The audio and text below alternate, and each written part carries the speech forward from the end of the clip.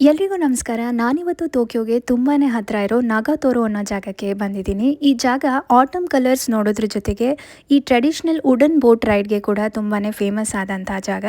ಈ ನದಿಯ ಹೆಸರು ಬಂದು ಅರಾಕಾವಾ ರಿವರ್ ಅಂತ ಹೇಳಿ. ಇಲ್ಲಿ ಸುಮಾರು 100 ವರ್ಷಗಳಿಂದ ಬೋಟಿಂಗ್ ಇದೆಯಂತೆ.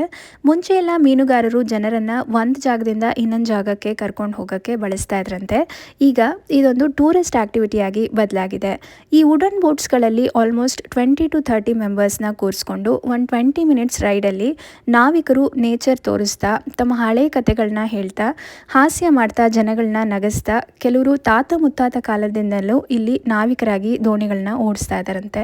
ಈ ಜಾಗದ ಇನ್ನೊಂದು ವಿಶೇಷತೆ ಏನು ಅಂತ ಹೇಳಿದ್ರೆ ಇವಾದ ತಾಮಿ ಕಲ್ಲುಗಳು. ಈ ಕಲ್ಲುಗಳು ನ್ಯಾಚುರಲ್ ಆಗಿ ಫಾರ್ಮ್ ಆಗಿರುವಂತಹ ಕಲ್ಲುಗಳಂತೆ.